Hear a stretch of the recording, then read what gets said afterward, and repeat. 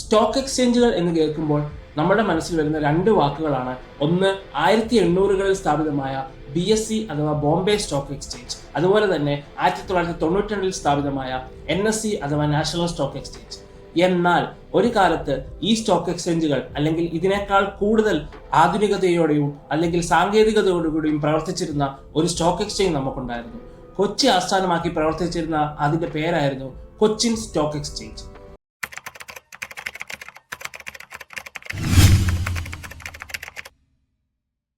വർഷം 1978.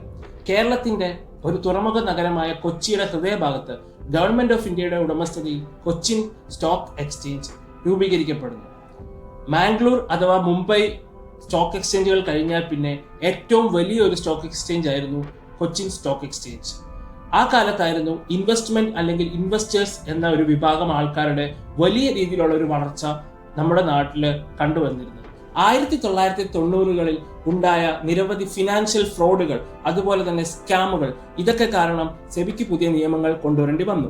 എന്നാൽ 2013 ആയപ്പോഴത്തേക്കും സെബി ഒരു പ്രധാന നിയമം കൊണ്ടുവരികയാണ്.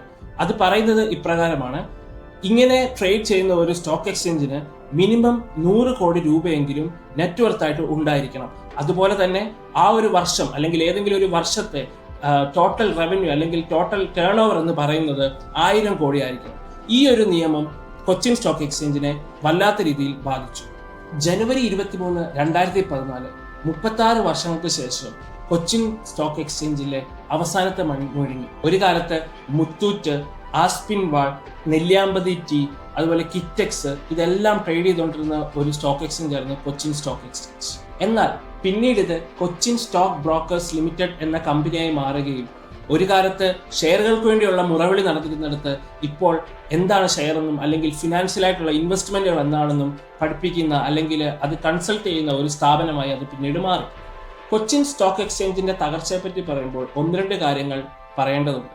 അതിലൊന്ന്, കണ്ടുപിടുത്തങ്ങൾ ആദ്യമേ കൊണ്ടുവരുന്നത് പോലെ തന്നെ പ്രാധാന്യമാണ് അത് മുന്നോട്ട് കണ്ടിന്യൂ ചെയ്ത് പോവുക എന്നുള്ളത്.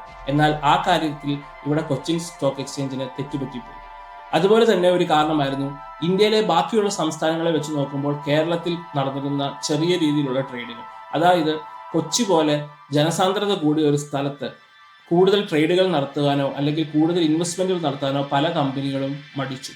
ഇത് തന്നെ കൊച്ചിൻ സ്റ്റോക്ക് എക്സ്ചേഞ്ചുകൾ ഉണ്ടായിരുന്ന കമ്പനികൾക്ക് അല്ലെങ്കിൽ ഇൻവെസ്റ്റേഴ്സിന് പിന്നീട് ബോംബെ സ്റ്റോക്ക് എക്സ്ചേഞ്ചും നാഷണൽ സ്റ്റോക്ക് എക്സ്ചേഞ്ചും പോലുള്ള സ്റ്റോക്ക് എക്സ്ചേഞ്ചുകളിലോട്ട് അവരുടെ ഇൻവെസ്റ്റ്മെന്റ് മാറ്റാൻ ഒരു കാരണമായി. ഇതൊക്കെയാണ് കൊച്ചിൻ സ്റ്റോക്ക് എക്സ്ചേഞ്ചിനെ പറ്റി ഉള്ള കുറച്ച് കാര്യങ്ങൾ. വീഡിയോ നിങ്ങൾക്ക് ഇഷ്ടപ്പെട്ടെന്ന് കരുതുന്നു. Thank you.